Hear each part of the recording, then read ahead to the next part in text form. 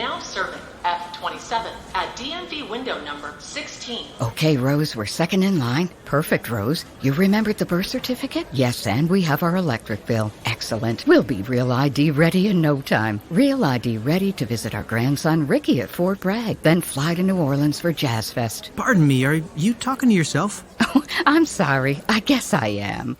Talk yourself into Real ID readiness by May 3rd, 2023. Make a plan at dhs.gov/realid. Now serving B24 at DMV window number 7. Okay, Jim, we're next in line. Perfect, Jim. Things are going very smoothly. You remembered the cell phone bill? Yes, and the birth certificate. Nice. We'll have a Real ID in no time. That's right. Ready to fly to Carla's graduation and then the big game. Real great work, Jim. You too, Jim. Excuse me, are you talking to yourself? Now serving B25 at window number 10. That's our cue, Jim. Excuse us. Talk yourself into Real ID readiness by May 3rd, 2023. Make a plan at dhs.gov/realid. Welcome Gretchen Cornwall to the show. She will be discussing her books on the Knights Templar, Templars in North America, and so much more. In order to participate in the show, well, now you have options. We are streaming across 8 different platforms. So look for any of the networks, United Public Radio, I guess Facebook pages. Get on in there. But of course, you have to get on to UFO Paranormal and International Public Radio YouTube pages, at which point we will be able to interact with you. Do you have anything else, Amelia, that I need to make mention of, or are we good? We are. No, I think I got it all. Nice and I'm easy. just sharing it. Just sharing it. It's a little slow. Outstanding. Okay, good. So I'll go in and accept Slow that. loading on my cracked ass phone. Okay. Just Okay, saying. I'll do that. I'll do that. So Not that I think don't like my this. phone, but my phone has taken a few tumbles too many. That's not good. Okay, Few add times profile. too There we many. are. Add to No. that. But if anyone wants to send me a new one, I'll take it, Apple. I won't comment on that. I won't comment on that. 'Cause I do have a new one, and it's not much better than the old one. I'm just going to say that. Oh, Just no, like- I just need. I would take the same one that I have now. No Right. lies, because I think mine's an 8+. I absolutely love my phone. Just like I said, I dropped it a couple times, and that's because I hate cases, phone cases. There's a reason that they sell phone cases, and who knew? They do. They do. Just saying, Okay, so we are officially on UFO Paranormal Radio Facebook, along with United Public Radio News. On the flip side, Joe Montaldo UFO Undercover, the ICAR site, which is International Community for Alien Research, International Public Radio, YouTube, UFO Paranormal Radio Network, and Paranormal Radio on YouTube, and of course UFO Paranormal Radio on Twitch, which is really good. And I think I have it all. Well, Holy yeah, crap. and he's I got think I it got all in it. the chat room, so it works. I hope you do that for me tomorrow, Joe, when we're doing the station ID, because that's a Yeah, lot we're of good. names. We're good. So, as we wait for our guest, did you want to go over her bio for everybody? Yeah, absolutely. Let me just click back on that part. 'Cause, there's a section. There's a section for everything. Tonight's guest, incredible woman. Her name is Gretchen Cornwall, and she's a member of the British Archaeological Association and has lived in the UK since 2002, giving her the unique opportunity to view historical Templar churches, commanderies, farms, and mysteries firsthand. She has studied medieval carvings and the history of the Templars since the mid-1990s. She has been a trustee for the Friends of the Shell Grotto since 2006. She has also been a singer-songwriter for World Tree Music and a designer of fantasy wedding gowns. That slipped in. I'd like to know about that. Gretchen has appeared on the History Channel, The Curse of Oak Island, bringing her theories of the Templars to the War Room. Always striving to discover original information, she's written 2 books. The Secret Dossier of a Knight Templar of the Sangreal is the culmination of many years of research, 9 years of writing and travel, shining a light on the survival of the Templars post-October 13th, 1307, that grave day. I know, it's pretty awesome. We'll just wait for her to arrive. Really looking forward to it. Of course, we've had we've had a lot of, oh, there she is. Hello, Gretchen. Hello. How are you? I'm How are great. I'm you? just trying to get my camera figured out, and so You look forgive me. great. Okay. Oh, Yeah. thank you. It's nice to meet you two ladies at last. Thank you. Nice to meet Thank you. you. So I know it's short notice, so thank you for joining us tonight. It's going to be a lot of fun. So, It is. so I don't even know where to start. So I guess what I'm going to do is just start off with the usual way, which is, your humble beginnings. Obviously, you're knee deep in archaeology, and I'm wondering. Well, I'll ask the question as we go through, because a lot of people who find these amazing things find themselves sort of butting heads a little bit with the Archaeological Society. But you have both. Well, I will say this. I am self-taught. I do not have a career to protect, and that Right. enables me, fortunately, I'm very privileged, to even change my theory when I realize that it's not going somewhere or there's new evidence for me to understand that my prior theory can no longer hold water. Oh. I am a member of the British Archaeological Society, but I am not a trained archaeologist. So it's important up front to state that. And I have been at this for many years, and you can absorb so much. You can truly absorb so much as time goes on. Mm.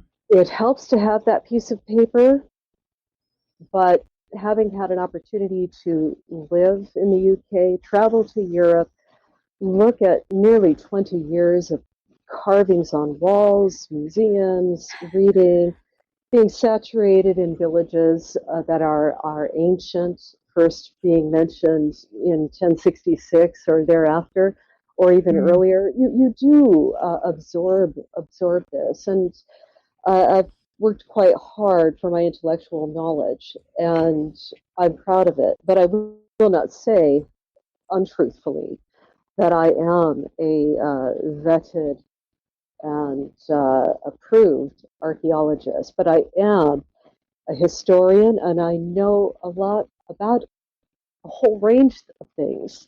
Right. I don't know it all. I don't know it all. Nobody does.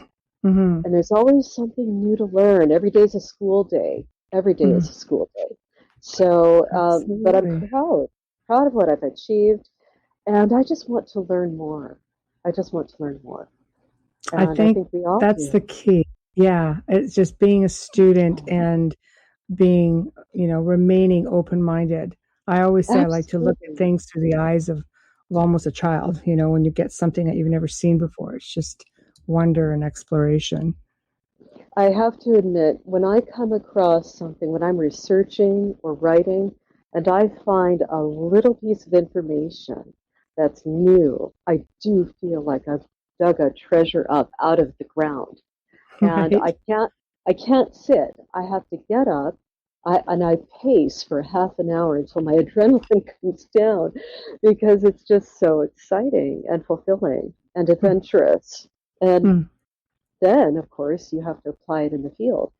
But I'm very blessed, very blessed. Now it sounds like you've had a little bit of an exciting journey for sure.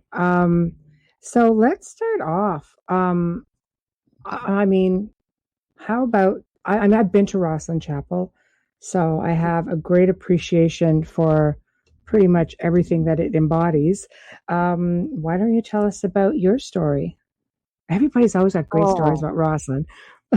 yes. Well, I visited Roslyn a few times, but the first time was in 2002. I was fairly new on the land, Old Blighty or Mother England and Scotland, and I truly did feel as if I'd come home in a way. Setting foot on the ground the first time in Scotland, I just felt this rush of energy up through my knees. I couldn't believe it, and it was so welcoming.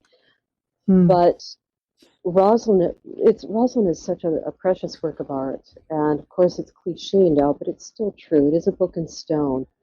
At the time, I did not have a decent camera, and I thought I was a much better photographer than I really was. So unfortunately, We all do. I looked back. I thought, well, I'm going to use my Rosalind photos in a book or a blog, and I looked at them and I thought, I can't use these things. They're horrible. But when I was there early on, the scaffolding was around the roof line, and I was able to get right on top next to the roof and walk the entire circumference. And that is just Wow, not, that's exciting. I just wish I had that ability as a photographer. But it certainly is still here for myself. But it was very special, and there weren't too many people there. It felt it was very calm. It's such an artistic place. It's so, and of course the countryside is rolling and lush. At the time, it smelled briefly, of garlic. I don't know if you. Oh, that's different. Well, I don't know. Just saying. Truly, it did, and but I didn't know that the garlic was wild, and it has these beautiful little white flowers. Right. But I walked around the valley underneath the castle, underneath the bridge, and the whole hillside of the causeway. The bridge was covered in these beautiful tiny little white flowers, and the odor of garlic was very intense. So I like to think, of course, the first thing I thought of was vampires, but I didn't see any. But I did wonder about Italian vamps. There's a few Italian vamps that wouldn't keep them away. I have a funny feeling I'm speaking with them right now.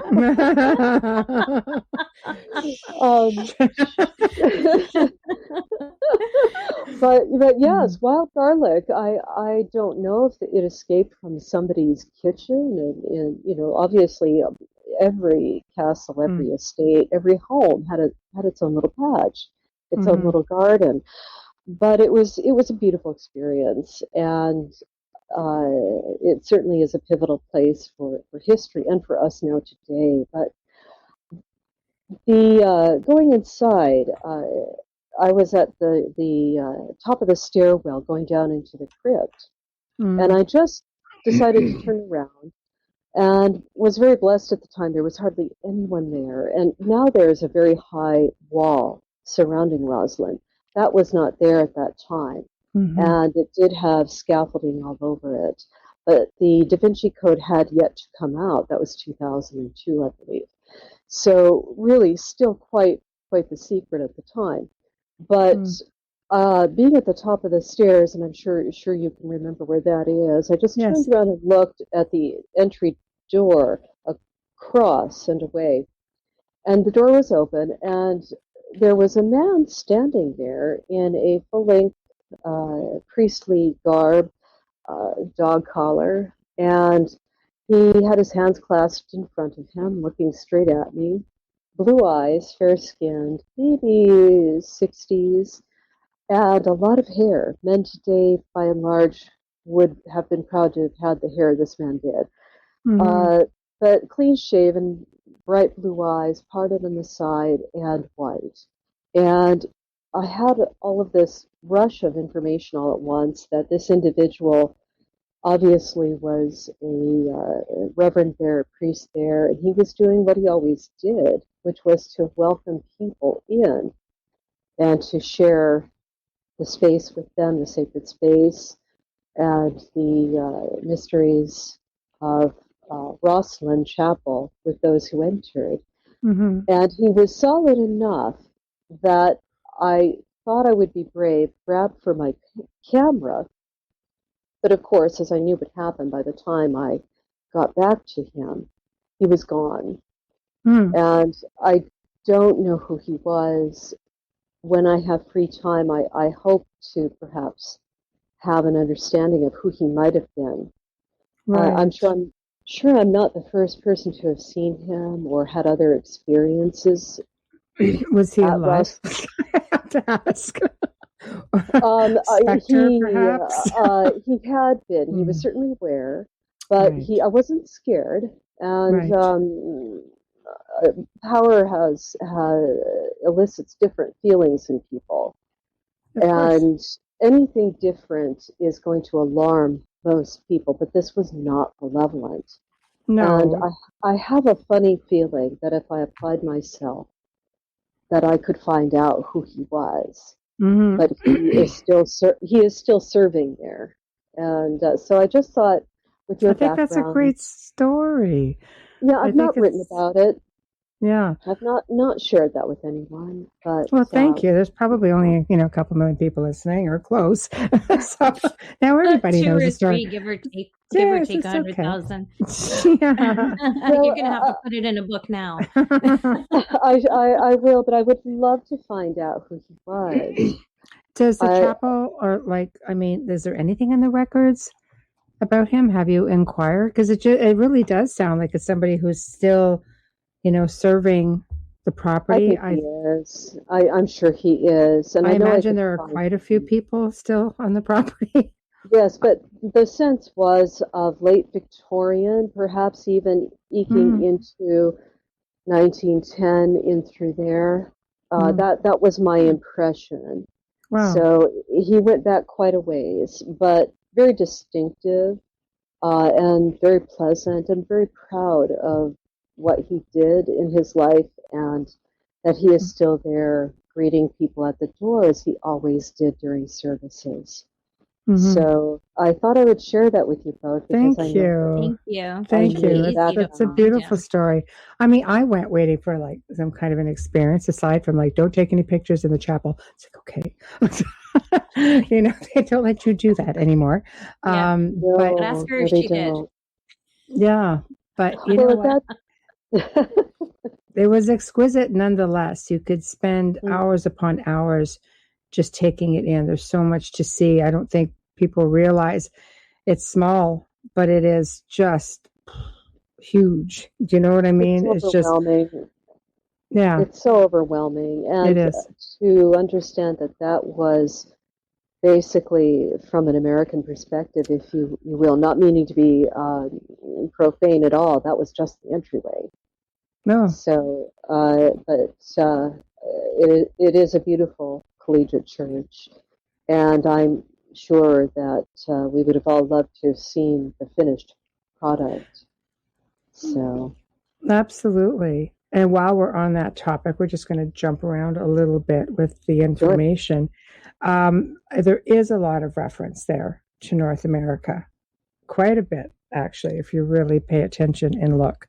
So somewhere along the lines, you've decided to research the Templars here in North America, which I found really fascinating when you had made mention, of John Brandt, because that's home for us, because his father was a founding father of the city to which I spent 30 years in. And we used to do historical tours there. And that was a big part of all of that.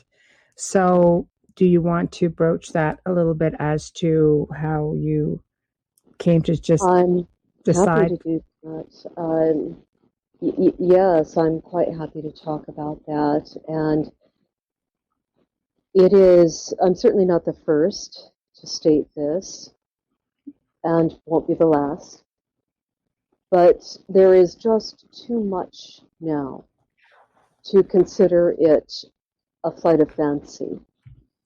And I am sent photographs of carvings, of items of history that people think are important and might be important to the broader story. And as it sits now, what I would like to do when I'm back home in England is have a map of the eastern seaboard. And truly, this extends past that. The work of Mr. Cerna, it potentially even further afield westward. I find that harder to get my mind wrapped around, but it's irresponsible not to look at what you are being presented with. And if you understand the capacity that the Vikings had in which to travel, the expertise, the skill, the physical courage, and the emotional courage to travel, it is unthinkable that they did not go further south than Newfoundland down the coastline. So I would like to, I'm finding it difficult at the moment. I'm going to have to start being more studious, and that's collecting and keeping track of the information I've been sent. But it travels to the New World, go back quite a ways farther than we are willing to think or admit. But what happened, and if you don't mind my jumping into a bit of no, the stage is yours. Any which direction you want to take it. Well, by all means, interrupt me. I enjoy having a conversation, and absolutely, you'll find it's very laid back. Take it anywhere you want. We'll follow along. Okay, so so that is optical calcite, and it is only available to be mined in Norway, and that has been mined there for centuries. And I have a very large specimen of it here, and the clarity of this crystal is astonishing. Wow. And this is massive, absolutely a massive piece. Wow. But the going back a few years into I get a bit rubbish with dates. I have a few pegged in my head, so I'm going to get this wrong. That's okay. Just look it up, okay? So an Elizabethan worship was discovered in the Channel off the English coast, and this is interesting, and just the fact that it was an Elizabethan worship is connective history. So in the navigation box that was brought up was a piece of optical calcite. So the Viking sunstone, according to the Norse sagas, had a status of a spiritual emblem. It was high technology. It was closely guarded technology, the same way that you would guard technology of a high order today with your life. And if you were to knock on doors you shouldn't, you would also either be badly bruised or pay for it with your life. So the Viking Sunstone is Josh Gates. I'm sure some of you know who he is. Yeah, it was a great episode. Yes, by all means, you must look that up and watch it, the Viking Sunstone. And they incised lines in it, but it gave you the capacity to see the sun on a cloudy day. So at that juncture, and with a little bit of good luck and courage, you could make it across the Atlantic. But one of the safest routes to go is actually on the northern island hopping, if you will. So the Norse eventually took the Orkney Islands, and then they came further south and became the Jarls or Earls of Scotland. And that arc of Greenland, Iceland, Greenland, and then down into North America was well plotted by them. And the station in Newfoundland, it is dated to 1000 AD, and that story of is it Eric having gone to Vineland, where natural grapes were growing. That station has been in Newfoundland described as a shipping repair station. So that implies, if you think about it, that there was the need for a base that repaired ships. Wow. So we're not talking about a lonely outpost. No. We're talking about a location that had been visited repeatedly. So obviously the population was smaller at that time, and our idea of travel is much more exaggerated than theirs was at the time, much fewer in numbers. Mm-hmm. But it is only 160 miles down the coast from Newfoundland to Nova Scotia, where Oak Island is. Right. So that's a dawdle. That's a dawdle. Mm-hmm. And the Vikings, they penetrated all the way through the Middle East and became mercenary security guards to Constantinople, Istanbul, and to the emperor there. And there are Viking runes that are scrawled into an upper balcony in the Hagia Sophia of Sven the Viking was here, basically. That's so awesome. whilst the mass is going, so I'm exaggerating, of course, but here's this Norse strong individual who sailed all the way from these hostile environments of his homeland to what must have been a very pleasant place to live and to guard the emperor, the Holy Roman Emperor. And during Mass, where he was stationed, he scrawls in runic writing his name and his position. So they were very intelligent. They traded, and that is a continuing story that archaeology is always discovering. Mm-hmm. But they knew how to build crafts that could slice through formidable weather, but they were also used to building craft that could sit on the top of the water. Basically, it didn't sink down too far. Mm-hmm. And that's what people need to remember when you're talking about penetrating westward through the St. Lawrence River Valley. Mm-hmm. You're not going to bring your big sailing ship in. Right. So you're going to adopt a flat-bottomed boat. Mm-hmm. So you will abandon your ship at a port or offshore in a safe place. Leave some individuals there to mind it, or if necessary, abandon it. But a ship is your life in the same way a horse would have been your life. That's why in the West, anyone who steals a horse, you're going to be hung if they catch you, because you'll die without your horse. You'll die without your ship. Mm-hmm. But you can't take a ship into the waterways of some of these rivers. No, that's true. That's true. Especially the further inland you go, it makes it a lot harder. When I look at the path that was on your map, it's like, that would be really difficult. Well, and that's just a basic map. And of course, the closer to the ground you get, put this down for a moment. I'm holding this big rock. Looks like you're going to hurt. It's here and it's hot. Sponta Manufacturers Memorial Day Pool Sale. Swim in your own pool in just 3 days. Deluxe liner, filter, skimmer, ladder, pools for only $39 a month. Hot prices on pools and spas at Sponta Manufacturers.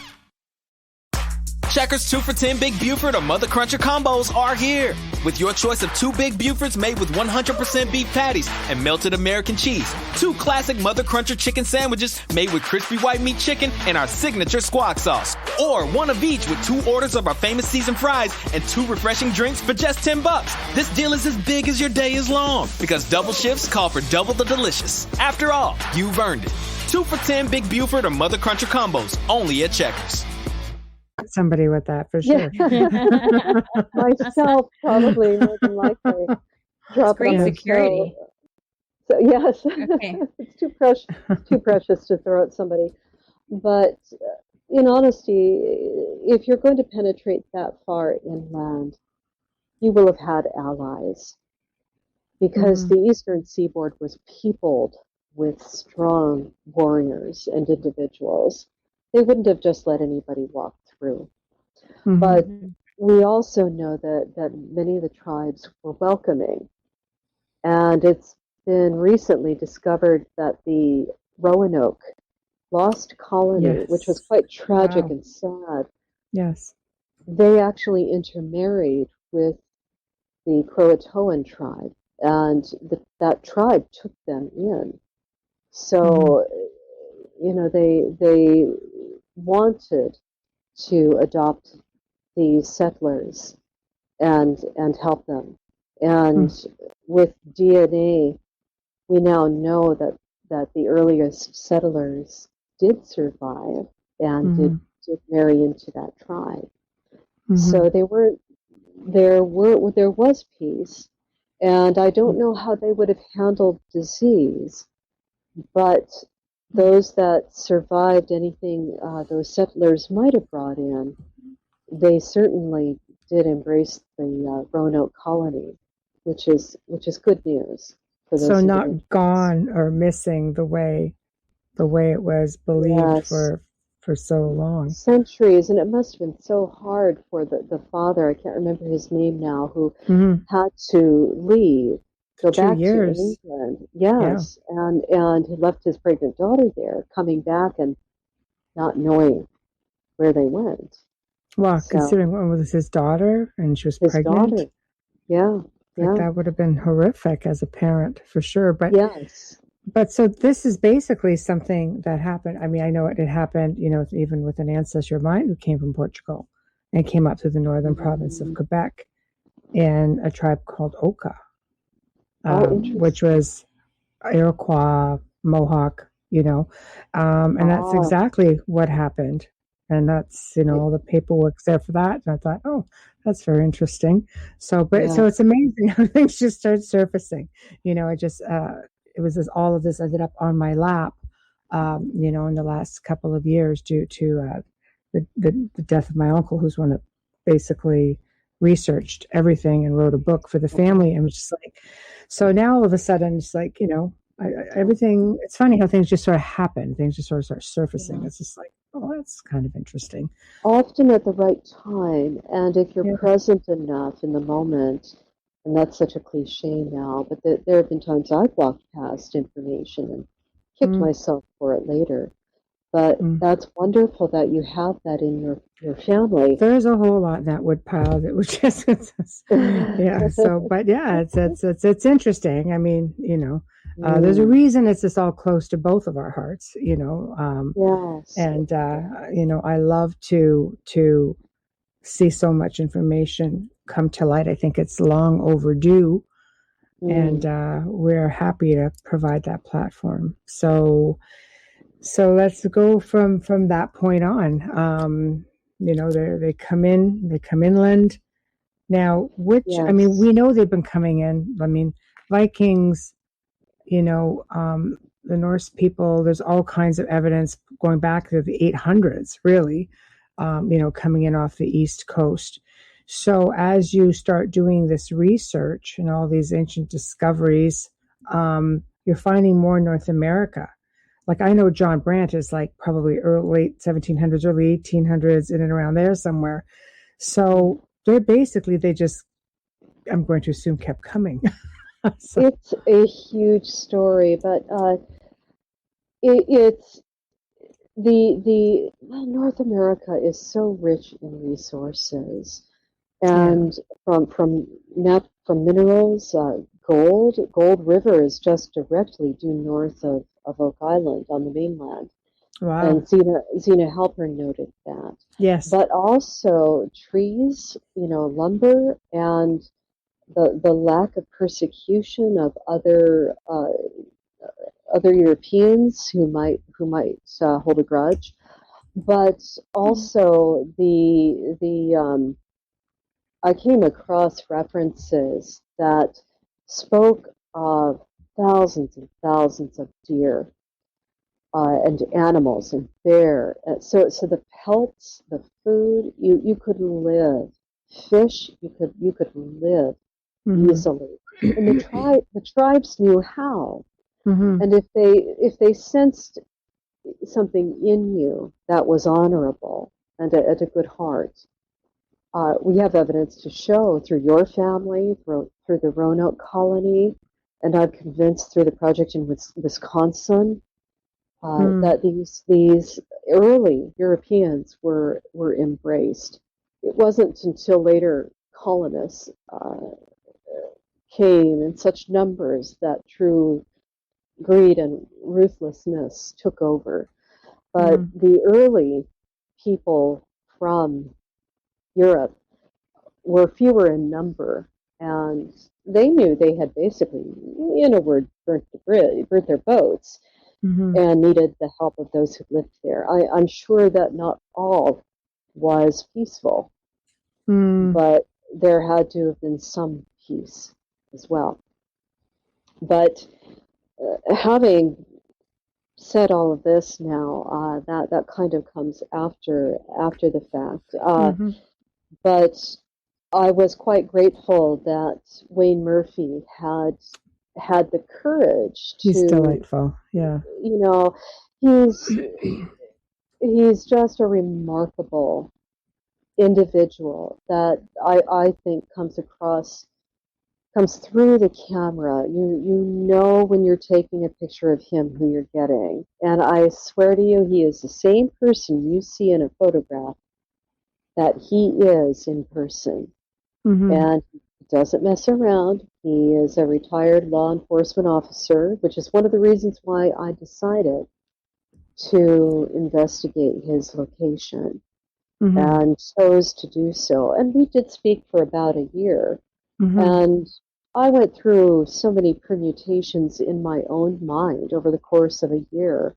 And he was very patient. He sent many photographs. We had many emails, messages, phone calls, and I kind of finally got to a point, that I actually sent you the first image he sent me, and it has the correct amount of wear and tear, degradation that you would expect of a early medieval carving in a hostile environment.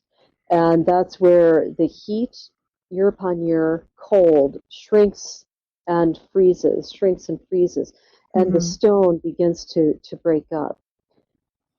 And I finally got to the point where I thought, all right, Gretchen, you're going to have to make a decision.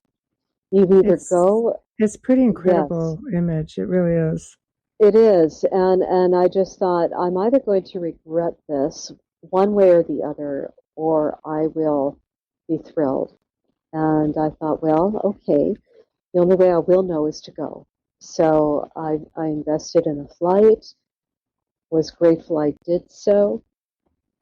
And I have to say, it wasn't easy. Our first exploration into the woods, and this is out in the middle of absolutely nowhere. And he graciously picked me up at Milwaukee Airport, and it was 3 hours to the reservation and his home.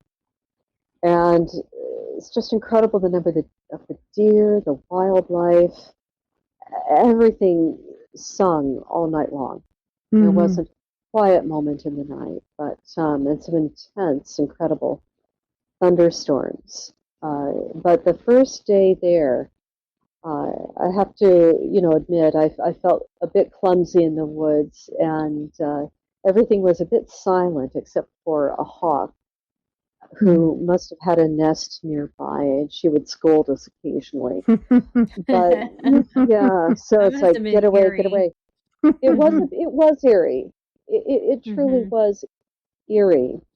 And I'm quite a brave soul, having left the USA to move to England in 2002, and been on many a journey. And but this was a special time to go to the Mohican Reservation in Wisconsin, and to find out, I'm waffling a bit, excuse me, to find out that the Mohicans traveled the same journey, the same footpath that the Templars would have done was very odd. And you could feel the weight of history. And Wayne is half Irish and half Mohican. And that's a mix and a half, isn't it? Oh, yes. Oh, yes. I was just trying to envision that. Yeah, that's a pretty fiery combination. Yes, which is probably why, but he's also oddly very cool. Absolutely. So a lot of fire and a lot of cool. Exactly. He was born there. He knows what he's doing. Right. He's taught his sons how to hunt and get their way around the forest as his father and ancestors did as well. So he is the real deal, you know, and he had to hunt for his family and born into a humble cabin and out and independent at 16 and logging and anything that one must do in the woods to live. And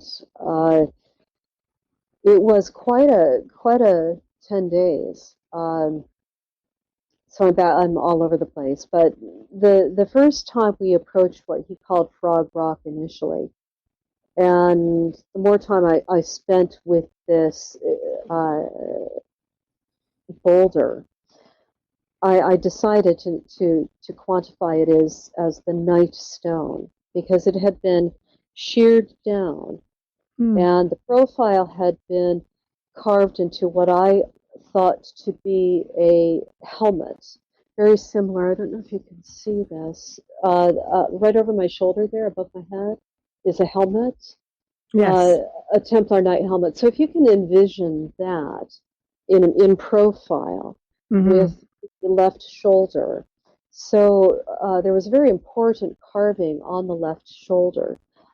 But when I saw the Knight Stone, what surprised me is the Templar cross pate that he had sent me, the photograph, that was lowered down on the effigy. And there was another carving here where the heart would be a very important one. But I tell you, it was very difficult to see that day. The sun was bright. The lighting was what I would call hostile. And I do not have a poker face. And I think poor Wayne was a bit crestfallen when I looked at this, because what I expected to see in my excitement wasn't there. But I know enough about carvings that I just decided, okay, step back, think about this. But we did find the Templar cross pate, and we photographed that. And I've been meaning to put together a video, and it will be a cross cut. I'll just briefly outline this. Oh, no, please, take your time. You've got lots of time. In the video, or what I would like to do with this is what I call, it's triangulation. You take other pieces of evidence to prove that your evidence has greater credence.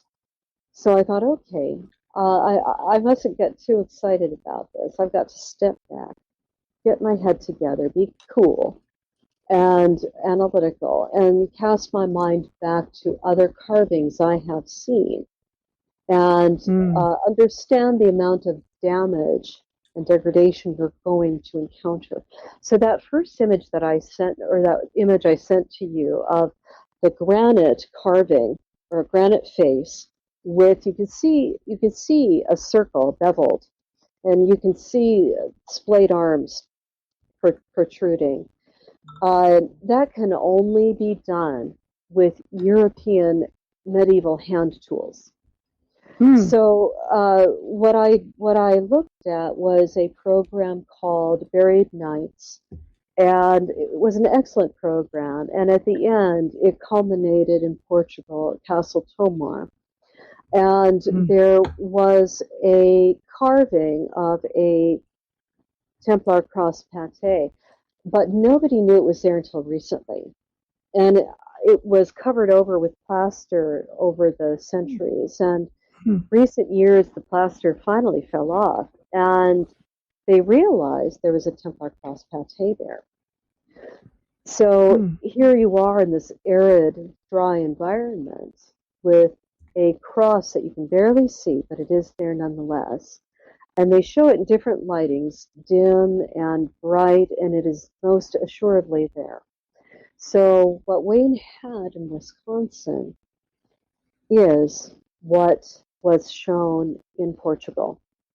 And also, to triangulate this further, Alessandra's cross pate, what I would call a mile marker, which might not be the correct terminology for this, but at Ross Castle, which is a very controversial location and quite a very large footprint, many people, researchers, believe it to be the foundation stones of the earl that had sailed to Nova Scotia in pre-Columbian times, 92 years before Columbus.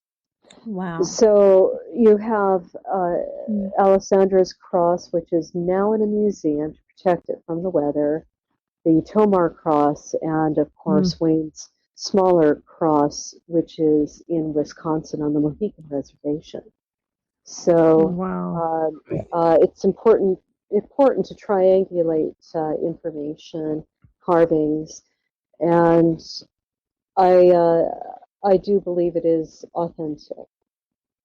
One of the things that I chose to do while I was there was go to Roche Cree State Park. And Cree is not for a Native American tribe. It is actually a French term. And Roche is an interesting name, an early explorer. And of course, Michelle, your name includes Roche as well, which I thought was interesting, very interesting. Yeah. And that means rock. And of course, so I wanted to go to Roche Cree State Park to see the carvings there.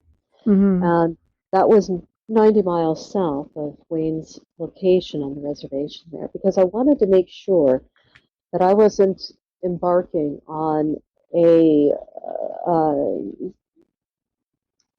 wish fulfillment. So I needed an example in the area of true established Native American carvings. And so we went there on July 4th. There was no similarity whatsoever. So I satisfied myself that day that we were not guilty of cultural appropriation, which is illegal, which is to take on the culture of someone else and use it for your own ends. When you're including a tribe and a Native American peoples, you have to be so careful not to be disrespectful of their past, their heritage. And I wanted to make sure that I was respecting that in every way that I possibly could. So I believe that we had satisfied that requirement on that front. The carving of the Templar cross pate that was badly faded that I sent you. Yes. The tool that you would have needed would have been a mallet, and I don't have an image handy. You don't have one with you right there. I've given them to the producer. He's been flashing them around. I have no control over this board at all. No, so it's keep good. going.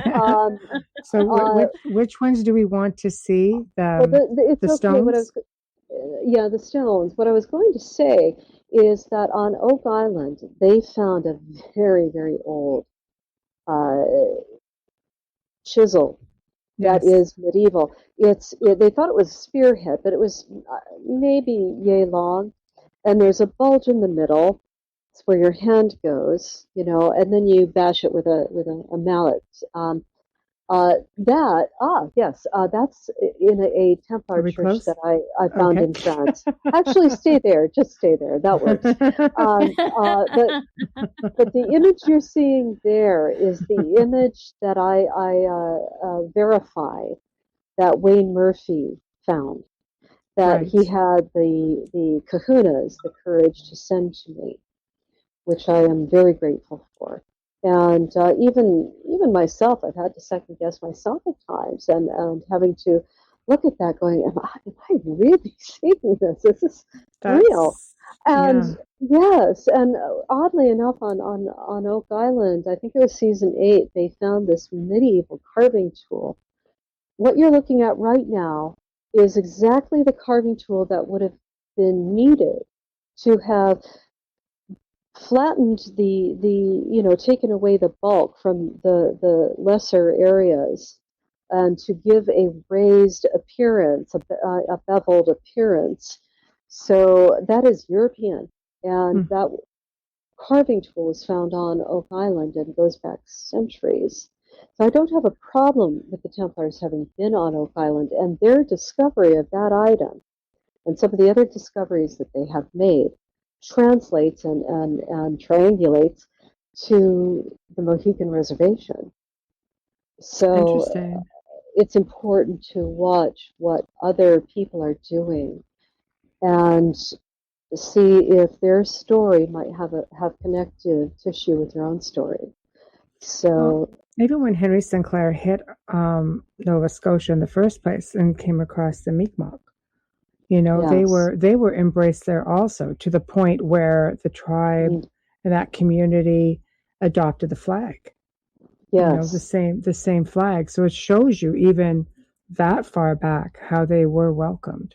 And those were images from the Holy Land of those Templars that would have gone on crusade there. The crescent moon, for example, is added to your heraldry, if you will, if you have been in the Middle East. So, because that moon looks like that if you're that far south, it will take on that visage. But yes, so it all does hang together very nicely. And I will mention this. I was very careful to respect the stonework, and it is hard granite, rose toned, speckled with black, makes it very difficult to see what you're looking at in photographs. The only thing you can do is actually go there so that you understand the play of light on the stone. And it was actually the second time we visited the stone. And there had been a torrential downpour the night before of epic proportions, sheet lightning in the room at night. I didn't sleep that much. And the location itself was actually quite dangerous because the ground was sodden. But when we got there, and Wayne was just wonderful. He said a prayer, open our eyes. And I tell you, that is exactly what happened next.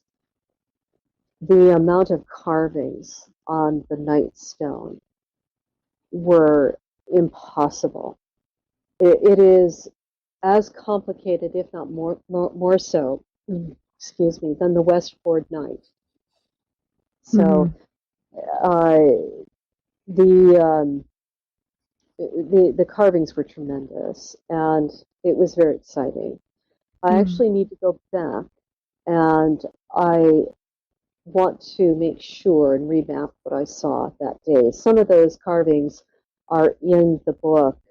It is a photo journal of my time there, and that seemed to be the best way to express my experience there. It truly was an experience. So I decided to name it the Templar Quest to North America, a photo journal. And I decided to risk taking the lichen off of the side.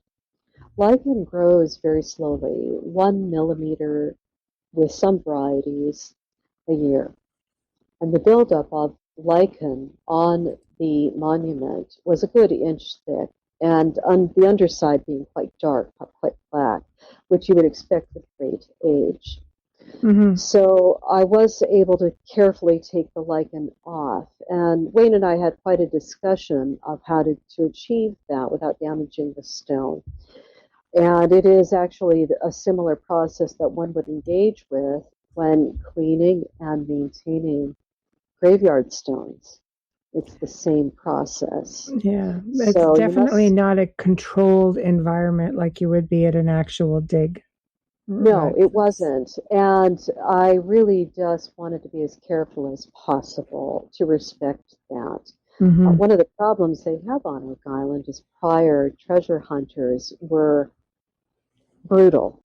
Yes. And as a result, made such a mess of it that Mm-hmm. it's very hard for us today for the team on Oak Island to grapple with. Right. But they've got 5 archaeologists on the site now. They have Dr. Ian Spooner. They have The scientists. historical value of what they're doing to me is astronomical. It's amazing. I find it so riveting and compelling and exciting because I know what it means when a button comes out of the ground. Yes. I know what it means. It might not be something so simple, yeah. That's important, and so I comprehend those things, and it's not to be taken lightly. But in the same way, I will not take lightly the location, and this site is blessed for being on the Mohican lands. Mm-hmm. And it's so poignant. I would love to find out if Wayne has a Templar Knight in his background. What if he does? So that would tell a story of a complete circle. And so he, the Templars were, of course, in Ireland and would have had vessels there as well, ports, etc., inland castles, etc. But here you have somebody who's half Mohican, who's... Checkers 2 for $10 Big Buford or Mother Cruncher combos are here. With your choice of 2 Big Bufords made with 100% beef patties and melted American cheese. 2 classic Mother Cruncher chicken sandwiches made with crispy white meat chicken and our signature squawk sauce. Or 1 of each with 2 orders of our famous seasoned fries and 2 refreshing drinks for just $10. This deal is as big as your day is long because double shifts call for double the delicious. After all, you've earned it. 2 for $10 Big Buford or Mother Cruncher combos only at Checkers. 15 minutes could save you 15% or more. Oh, that's a cheer we used to do in softball. What? It's actually Geico. Whenever someone hit a triple, we would wave our bats and yell, 15 minutes could save you 15% or more. But we never got to use it because we would only hit home runs. Annoying. The phrase is from Geico because they help save people money. Geico? Yeah, they were our team sponsor. Geico. 15 minutes could save you 15% or more. Ancestors could have potentially met the Templars on the eastern seaboard, potentially have been guides inland. And we chatted real briefly, Wayne and I, back and forth, and the discoveries are substantial, for sure. Yes. And I think because the forest is so dense also, what's underneath? Like, what are you not seeing? Like, do you think these stones were trail markers, perhaps? Yes. That was something this next bit, I should have conceived of. But that's why you work in teams. A team is so important. And Wayne reached out to Sean. Yes. And he is phenomenal. He's wonderful. Phenomenal individual. But he actually remembered and detected that these stones are actually buried further down than we have considered because as the years go on, space dust comes down to Earth and the layers keep building up over the centuries. So we don't know what might be down there, but just as a quick example, if any of your viewers right now are Oak Island followers, I know Gary Drayton, who found the lead cross on the beach at Smith Cove, that he believes was dropped at the historic time.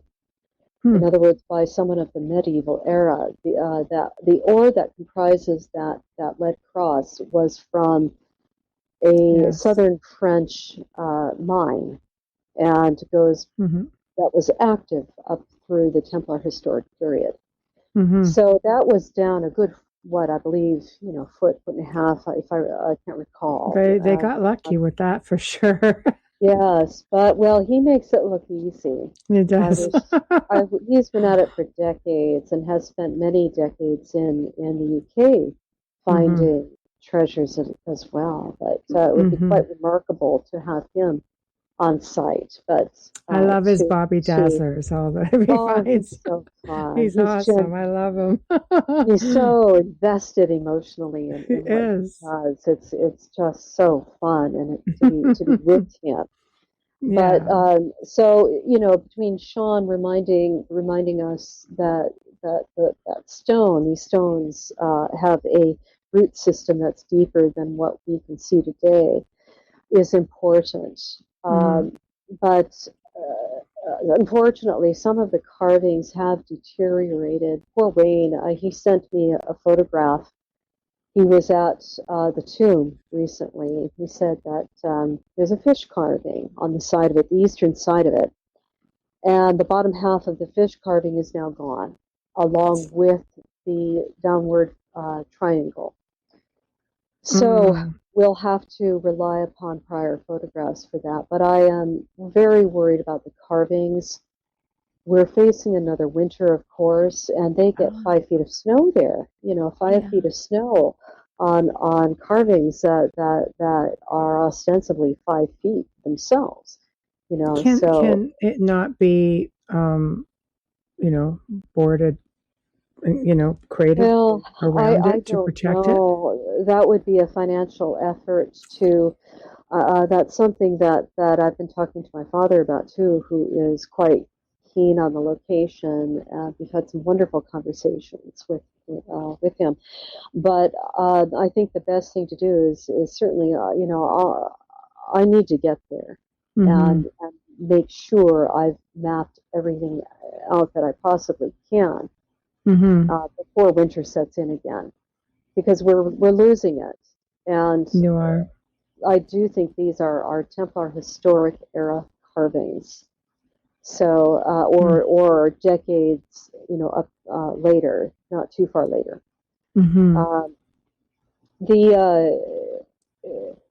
So yes, it's a vulnerable location.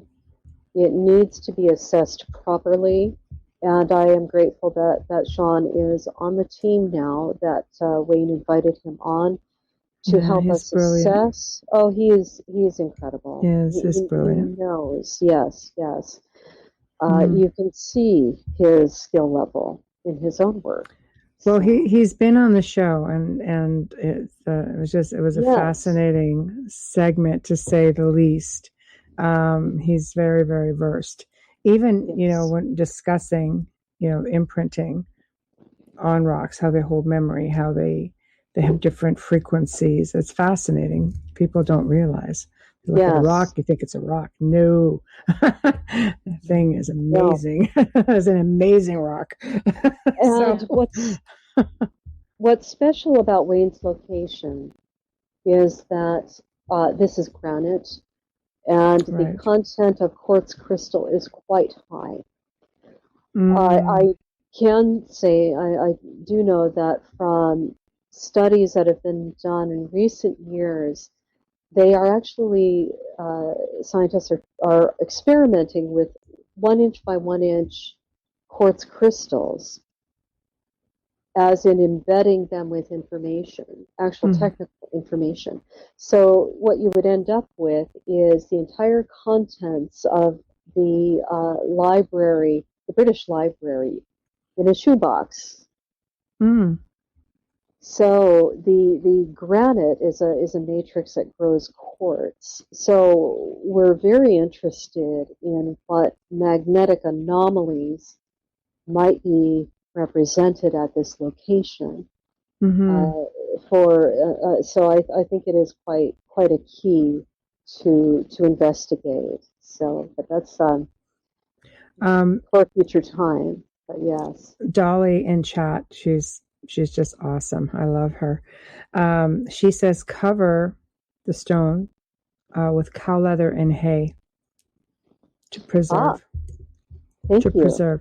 And she's let's say I'll just leave it at she's one smart cookie without getting into the whole Dolly story. But if she says do it, I would say do it. Thank you, Dolly. I truly appreciate You rock, Dolly. that. Yes. And I'm sure that is doable. Yes. And it is quite a difficult location to even get into. So, it's, but we want to protect it not only from the weather, but from vandals. That's the thing too. So, yeah. Yeah. That's the only problem, I think, when you go public with this sort of thing, is that if it's accessible in any way, shape, or form, people will come in. Mm. And of course, when you're looking, at things that are grave sites, so to speak, tombs, people automatically figure there's a mother load of, things in there. And it's often not the case, but by then the destruction has been done. So, I mean, the whole world knows about Oak Island, so I'm sure that's a constant effort right there to be, watching over all the sites, which brings me to the question, of course, with Oak Island, and I wonder if this applies moving inland for anybody who maybe wanted to blend in with cultures where they think the swamp has a buried and burned ship. Maybe it doesn't have necessarily to do with treasure. Just saying, don't all be hating on me. Okay, there's a treasure there. We'll leave it right there. It's all right. I'm used to it. So it's going to be like, don't be hating on me. But I understand. Do you think it could possibly have had, I mean, obviously, not just like we don't want people to find us and know we were here in case because there's a treasure, but do you think essentially, that, because I know with Dr. Kathleen Ann Ball, they went to Brazil, they integrated, but it was to escape, it's like she said, like, no, the church went looking for these men. Do you think that they just wanted to disappear, so they're just purging along the way? Yes, I think there was an element of that, absolutely. There were treasures, we do know that. I have studied that aspect. My first book goes into that at depth. Wow, that's such a subject. It depends what you want to focus on. But there are treasures, and they were taken out. Now the Temple Paris in London, excuse me, in Paris, there was the main church in London as well, the headquarters, if you will, of the Templars in London, of England. But most people are familiar with the story that the Paris temple was empty, and all that remained basically was a small group of men, and Jacques de Molay, the last Grand Master of the Order, with two of his knights. Jacques de Molay. Gisors is a location north of there where it's surmised there may be a treasure buried there. Yeah. And goodness knows it's possible. I have not studied that particular location. Anything's possible. But myself, what I have come to learn is it's a much broader picture than individuals give it credence for. So on that night, we know that the king sent out orders a month prior to all of his men to have the Templars arrested the morning of the 13th, Friday, 1307, which of course we get our bad luck stories from. Such was the shock of the order having been rounded up for heresy. Yes. Get me started. And it's a great tragedy as far as I'm concerned. And I could carry on at great length about that one. But here you have this 72-year-old man at the time of his death, and in 1314, where he was finally executed after having been imprisoned. The spiritual grandfather of hundreds and hundreds of men, thousands of men. So I find the viewpoint of what we've been told over the centuries up to and including present day, that the Templars, there were only 20,000 of them spread across Europe. They were all arrested. They don't exist anymore. To be incredibly myopic. they traded with the merchant guilds. They were part of the merchant guilds. They were sustained by families that were loyal to the Templars, who supplied sons over a few centuries, who supplied money, it was a thing of pride and spiritual nobility to have supported this order and to have been the most elite warrior monks of the day. They were the first on the battlefield. They were the last off. They didn't surrender. They knew they would never be ransomed, so they were often executed. And you could trust them. If they said they were going to do something, they did it. And they did protect individuals on pilgrimage. At that time, people smuggling was at play, piracy. So you would give your life savings to go to the Holy Land, and halfway across the Mediterranean, be dumped overboard and your goods taken. The Templars didn't do that to you. So you could get where you needed to go. They may have been unruly. There are many tales of drunken Templars. They're phrased drunk as a Templar. But I will say that, nobody drank the water then because you couldn't. So it was varying degrees of wine and beer. And even Queen Victoria had drank what was called women's beer. So they couldn't drink the water, or you would more than likely perish. But so you have individuals who had 200 years of tradition. Goodness knows, some claim that the Templars came about as a result of prior traditions, which very well could be the case. And I believe that to be the case myself. But you were fit, young, you knew your business, and the Pope says, you're no longer viable. Well, if you managed to escape that night, knowing that you were not a heretic, you're going to become a pirate. So, the Templars that had vessels at their command would have flown the Jolly Roger. Of course, that goes back to the early 1100s. The King of Sicily, Roger, flew the Jolly Roger, and he was a Templar supporter. And he didn't always agree with Bernard de Clairvaux, who was a mastermind behind the order. So even Templars didn't always get along, didn't always agree. But the skull and crossbones is ancient Judaic in origin. So according to that ancient tradition, you would have a stone sarcophagus, if you will, or stone box that was the length of a human thigh bone. And once the individual had been laid out, and you would come back a year later, and you would take the bones and you would inter them in a stone sarcophagus, and you would put the skull on the top. So that is what many think is the origins of the Jolly Roger. And if John the Baptist is your patron saint, of course he was beheaded. So you have his emblem you recognize him often either as a youth wearing fur and his staff and looking a bit disheveled, or as a beheaded head. So that was always his emblem. So that is how Templars became pirates, and then that emblem just got passed down through the centuries. But some of them, I do think, carried treasure to other locations. Everyone focuses on La Rochelle, and we have one piece of testimony, and that is often dismissed. But it is folly to dismiss that piece of testimony.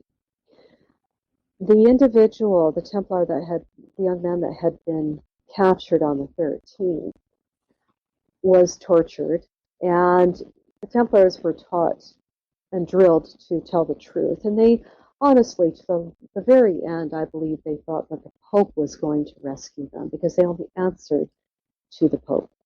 Mm-hmm. So, and many of them were illiterate, and the king made sure that the rule of the temple was removed, so that those who could read didn't have access to their rule. You can buy it today on Amazon in English, and it's literally their rule book as to what they can do, what they can't do, etc. And of course, it's very strict and mind-boggling compared to what we're used to today. But they were deprived of legal counsel, if you will. They were deprived of everything. And this young man said at La Rochelle there were 18 ships where he believed his uncle was headed with 150 knights, 3 cartloads of gold, and that had left Temple Paris that night of the 12th. I believe wholeheartedly that he knew he would have been captured, this veteran knight. The noise of that many horses on cobblestones with 3 laden carts of gold would have been pretty tremendous, and it would have drawn off quite a large number of king's men. So if you think that Templars were expected to handle odds of 3 to 1, right. So how many king's men were actually on hand to capture these individuals outside the city? La Rochelle is miles away from Paris. There was no way he was going to get there. And nothing was mentioned whatsoever as an inventory other than gold and silver. Otherwise, the king would have made a great deal of it. I have captured this amazing holy relic from the time of Christ and rescued it from the Templars to shore up my own divine kingship. So he didn't discover anything, but he sure got a lot of gold and silver. But more than likely, if they were trying to get anybody out of the castle that night, they would have been going down the River Seine to Le Havre, the port there. And those would have included flat-bottomed boats. There were multiple towns, villages that they would have been trading with for over 200 years, safe houses. So I'm convinced that even up to a month prior, they were moving out stuff down that river out to Le Havre. And what those 18 ships that we know that left La Rochelle, there are different locations they could have gone to. And as Carl Cookson and the esteemed Hamilton White have said, they could have conceivably gone south to Portugal, to Tomar, down to the Templar base there. Yeah, it looks that way. So, It's pretty plausible. Sure, and from my own research, I do have a book that I've had to put aside this last year, but I plan to take it up again. There were ports, of course, down the French coast and down the Portuguese coastline, where there would have been Templar harbor arms. And the Venetian quarter was right next to the last stronghold and castle in Acre or Accra in Israel, where the Templars were finally dispelled, where the Acre fell, Accra fell. But some Templar ships did escape. But they bought, leased, built their own vessels. The Venetians played a large part in their trade, and the Venetian quarter was right next to the Templar quarter. So we know they played a large part in the story of the Templars. So if you have a landlocked Templar farm, of course there aren't going to be any ships there. So when people say, "Oh, what are you talking about? There are no Templar ships there," course there weren't. They were landlocked, but they had ginormous farms. And they had one of the most prolific corporate multinationals that there could have been. So I visited a very large Templar barn in England, massive, massive place, and this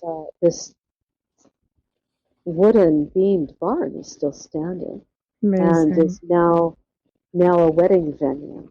So wow, yeah. Well, they did build things to last, without a doubt. They did. They did. And that's why we're able to see today the monuments that they built upon in Wisconsin. And there are two entryways westward on the Atlantic coastline, and that is the St. Lawrence River Valley and also the Hudson River Valley as well. The Hudson Valley goes westward to the Newport Tower, and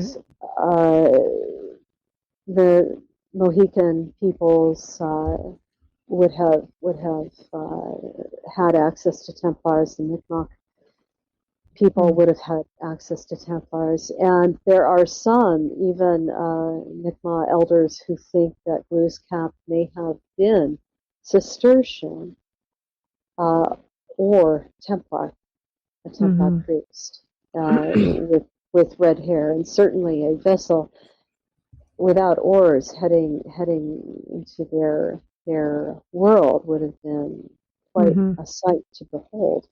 So that would have been something. I would love that, to be standing on the coastline and seeing that come in. That would have just been outstanding. Absolutely. It's very exciting. It's very riveting, and the more you look, more you peel away, the more is there. So I will always treat with respect any academic that's willing to share information with me, and I'm quite able to just let the other silliness go past me. There is no way that individuals with 1 month notice to flee would have stood around. And you have to ask yourself, who is a Templar? If you restrict yourself to a man on a horse, then okay, yes, there are fewer Templars, but they didn't round everybody up. A good portion of them did escape. But it takes 3 to 6 men to keep a knight on a horse. And we're not talking about the blacksmith, the armor. We're not talking about the food, the farms that are needed to sustain these individuals in the Holy Land, the diplomats, the clergy, the scholarship. They were part of the merchant guilds. So it's very myopic to consider that when they were rounded up on the 13th of 1307, that was it, game, set, match. No. Many escaped. And what happened as they saw that the order was being disbanded, which happened in 1312, 1314, it was finally, a line was drawn under it. They would have certainly, prior to that, shaved their beards. Some of them would have married. Some of them would have retained their priestly fighting ways, either on land or on sea. But we know they were in Spain. The King of Spain protected them. They just changed the name. There are legends of white knights protecting villagers in the Alps of Switzerland, and the very footprint of the banking system there, which is unique to Europe. They retreated there. Of course, everyone is well versed in Scotland, and yes, but they were also in Portugal. So, and I highly recommend watching the Lost Relics of the Knights Templar. It's a great series. The guys are awesome. I've seen that probably 10 times now. And every time I learn something new, but the last episode was so poignant It's so sad. Oh. The attempt by the Inquisition to stamp out the culture of Templar. It's here and it's hot. Sponta Manufacturers Memorial Day Pool Sale. Swim in your own pool in just 3 days. Deluxe liner, filter, skimmer, ladder, pools for only $39 a month. Hot prices on pools and spas at Sponta Manufacturers. This is Peacock. I love it! It's streaming your favorite shows, movies, live sports, breaking news, exclusive originals. It's The Office. That's what she said. Chrisley Knows Best. It's gonna be Todd's Way or the Highway. And Peacock original shows like Punky Brewster. Holy macanoli. So whether you're in the mood for every live WWE pay-per-view or every episode of Law & Order SVU, Peacock's got you covered. Peacock. Watch for free, upgrade for more. Stream now at peacocktv.com. Partisan. Yes. Is so sad. And unfortunately, we lost a lot of that culture there, aside from underground mystical streams that I do believe we still have today in completion. But because of that interference there, we have the Templar horde that Carl and Hamilton have been able to research, I know. and over 10 years back together. And I'm in awe of that feat and that passion. I love the entire approach that they have with it. It's they don't just come out and say this is what it is. They leave it open for interpretation. They basically say, okay, look, you know what, we're doing some legwork here. We welcome any information that could move forward. Because I think when you research, correct me if I'm wrong, I've spoken to a lot of people who've had some kind of finds, and, many have come onto the show through the course of the last couple of years. But they do get resistance from the Archaeological Society, the archaeologists. It's sort of like, you know what? No, we don't think this is a thing. We don't think this is real. There isn't any support. And I think that Carl and Hamilton have put it out there that, you know what, we're willing and more than happy for any input that you or anybody else would have. It's not written in stone, so to speak. Well, it is written in stone. They have it.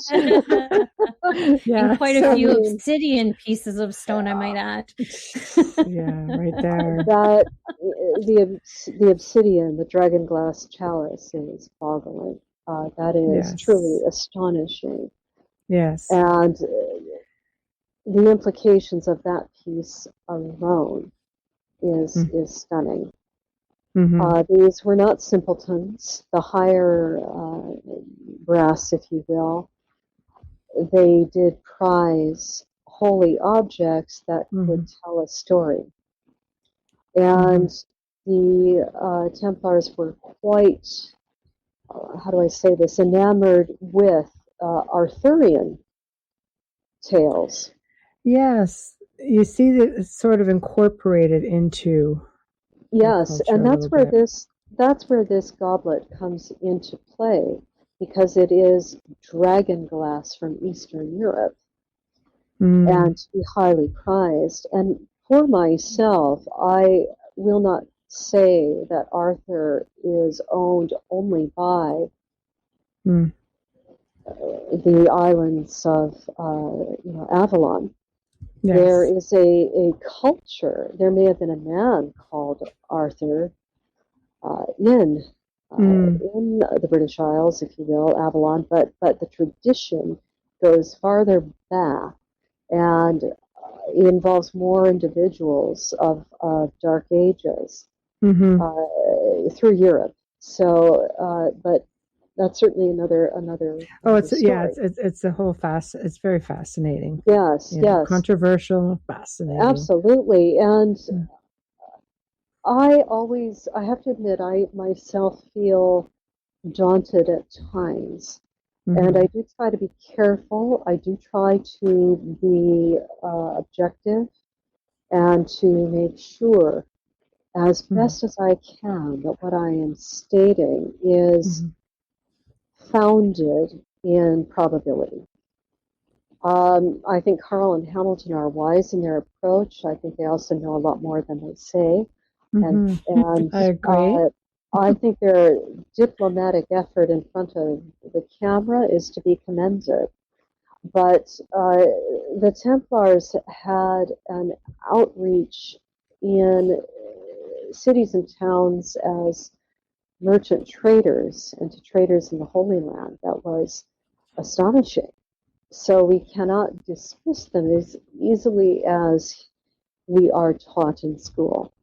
And I would like to, as an individual, assist in being a link in the chain to help bring more data forward that could eventually corroborate their actual outreach across North America and Middle East, of course, and Europe. So, and I hope that keeps me busy for a very long time. I hope so also, because you're a wealth of information. So I could just let. But it's fun. I enjoy this with everything in me. And Amelia, sorry, Amelia's got something from the chat room. No, to backpedal a little bit. Dolly said his name was Archituras. He was a Roman soldier. I've heard that theory. I agree also. that. I don't think there's anything wrong with that theory, and the timing is right. Yeah. And as a capable general of nobility, absolutely, I would agree with that. I know Wales claims him, so does Cumbria. And I found an etymologist who researched the languages of Cumbria, Wales, going back into those ages, and he believed himself that the monks that took his story or wrote it down in Wales took it from Cumbria down into Wales. Now, I'm willing to be wrong on that. I just decided to take note of what he had to say, and there are many individuals who believe that Arthur is buried in Wales, but I do think that he had a foot in the Roman world, absolutely. But the tradition of the dragon is across Europe. You have to ask yourself, I would like to ask this. The Welsh flag is complex in its usage, and at various times it was put on the shelf, as it were. But the legend goes, the red dragon and the white dragon battled for supremacy over the kingdom, and the red dragon won. And so he was prominent over a field of white. Yes. You have to ask yourself, who are the dragons? And of course, you have Arthur, which means bear, and Pendragon. The Pendragons, right? Head dragon. Yes. So I do think it is a tradition that goes across Europe, of a family tradition, but also a meditative tradition. Perhaps even Merlin might have been an extended family member. We don't know. But I do find that interesting to consider. I just like to think of Merlin as a druid, because he's just absolutely. He's just awesome. Absolutely. Well, you have to just truly admire the skill of what was demanded of druids, which was rote verbatim memory. And that you can see in other esoteric traditions of the modern world as well. And they're tough. And most people would fail to attain that level of memorization necessary to become a druid or to become a Shaolin monk in China, for that matter. Everything they do is by rote and memory. It's oral. Everything was done orally. Yeah. They were just, revered, until, the church came in and changed all of that, really. Yes. They were really looked up to, and they were looked to for, as whatever, as seers, as healers, as the knowers of Absolutely. all, the practitioners of all. And that lore, I do think, did eke down through the centuries and continued. I don't doubt that certain Druid priests sacrificed themselves in Anglesey and were killed, but I do think others had survived as well. And I don't think that all of those traditions ceased. In the UK, you have, and this spans Europe, what you call folk magic, which is what people who were not educated, couldn't read, practiced. And that goes way back. But the nobility who could afford to protect themselves from charges of heresy practiced alchemy. And that was chemistry and also powerful meditation, prayer practices. Everything that we're allowed to do now. Yes. And you have to pay to go to university to learn how. It's the best absolutely. part. And you couldn't eat tomatoes then either. So just saying. Well, I'm pretty sure it was King Henry VIII that said that they were poisonous. It's yeah, well, he became an idol himself, and I that's another subject, but we'll just have to bring you back on. Whenever you take by force a population base and impose a belief system upon them, you do it because you want power and you want to tax them.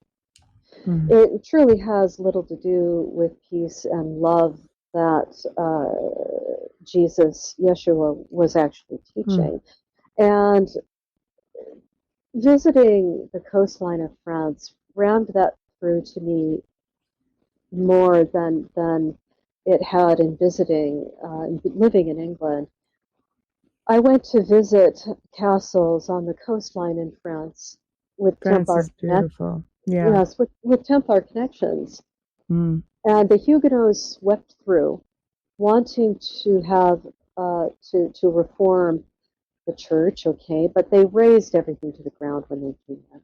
Burned books, burned, They did. They destroyed as much as they could. I'm sure many people died. Well, and likewise, you have Cardinal Richelieu, who was quite the accomplished general of the church, who likewise swept through. And I can only imagine the lost DNA, the family lines that are now gone through those two waves of violence. That's probably for me one of the more, the most heartbreaking is the people, the Cathars. Like 20,000 Cathars, like in the dead of night. That's just one example.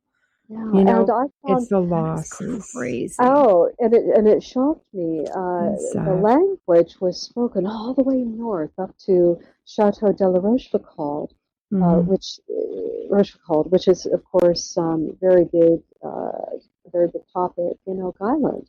And I was surprised to find the language that far north. So yes, the violence, the people that were taken out, entire families, books, stone carvings. You think about it, you get a lot of the main Templar lines that come up from Lorraine up to northern France that made their way all the way down. So it stands to reason that the language would make its way back up. Absolutely. And I knew I wasn't going to find as much as I'd hoped there, and that did bear out.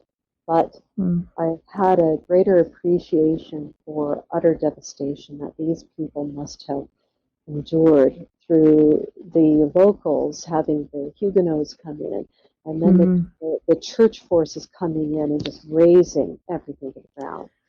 So they all made it their own for the most part. I think Carcassonne is a really good example of that. I mean, King comes in, revamps it, turns it into what he wants. I would have loved to have seen it the way the Cathars had it. I would love to have seen that as well. We all would. And would there have been a time machine that we could all safely look through? But But when you really yes, delve into it, you see the connections between all of the locations you down there. do. It's fascinating. But that's, again, you could do a show just on those connections. It's amazing. Yes, and Kathleen McGowan is certainly, she's been going there for 30 years. She knows that area like the back of her hand. And I have myself would love to get down that far south. But It's my beautiful. investigations have been England, Scotland, Belgium, Germany, the French coastline. So there is more to do. And of course, Wisconsin, which I am 98% invested in as far as I do think the Templars were there. I think it's fascinating. I'm glad that you're Yes. delving as much as you are. Yeah, it's a bit of courage, a bit of knowledge, and also I'm very blessed to have had the free time to be able to take these projects on board. And there are so many that I cannot keep up with myself. I'm emailed often, sent photographs often. Some are more compelling bits of information than others. But the sea, rivers, and lakes, these were all the superhighways of the day. And that is not a cliche to say that. You are less likely to be robbed, to have something bad happen to you if you are on the rivers or the seas. So certainly the Templars did conquer that. They did have navigation tools. The going back to, I'm going to get the year wrong, Rollo, Yes. the Norseman who successfully helped sack Paris. And of course, the Paris king, Merovingian king, was ready for them the next time and built defenses. And they were on their way back to take Paris again. And he went out and treated with them and said, please, here's a great deal of wealth. But he was smart enough to marry his daughter off to Rollo. And that's the way to do it. Yeah, if you can't beat them, marry him and give him Normandy or for the men of the north, and protect the River Seine from his countrymen. And he did so. It was brilliant. Yes, royalized him. A duke is all but a prince. Marry him to your daughter, and his information of the North American coastline, potentially, and his ancestors would have flowed into the royal court of Paris. How to build vessels. They knew North America was there, and the Newfoundland location, the ship station, was dated to 1000 AD. The last and greatest Viking raid, William the Conqueror, who was of Norse descent. Yep. He took the English throne. That's right. And then that information then became part of the English throne, which is why, going forward centuries, you have an English Elizabethan ship with a piece of optical calcite, a Viking sunstone, in the navigation box. So it does come full circle, absolutely. Right.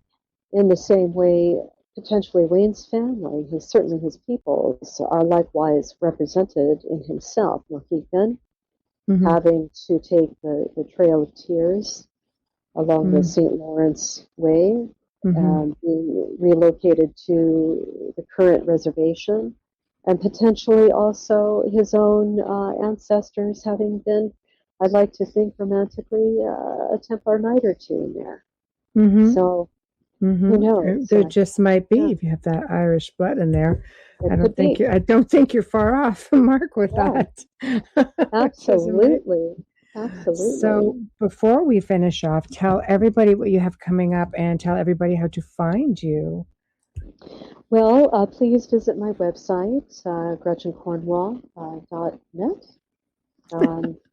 You should know this, shouldn't you? I think it's is it .com? .com. You are .com. And I do spend a great deal of time on Facebook as well. And we are investigating the Mohican Reservation further. And there is a great deal of interest from the Lost Relics team, for which I'm quite grateful. Carl Cookson, Hamilton White, they're both just brilliant in their academic capacity. And their producer is quite interested in what we're doing. So I am hoping that something more will occur there. I do want to protect the location, if nothing else, this year before winter sets in. I do have another project that I've been working on that focuses on Zena Halpern's map of Oak Island. At the lower right-hand corner of that, I did not translate it, but I took the information that was translated into English, and I believe I've identified the individual on that map and also where he lived. And he had Templar links. There was a Templar stronghold only 4 miles away from his own castle.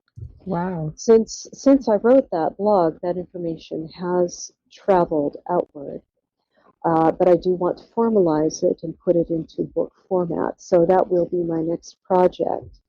And to tie up the connections there with Zena Halpern's map. So, Yeah, and she that was is a wealth of information. She was, and she was. certainly controversial. But in one of the last episodes of Oak Island, this last season, a individual that I believe has a great deal of credibility has done work on one of the pages that she acquired, the formula page, and I do think that his work gives I saw the episode.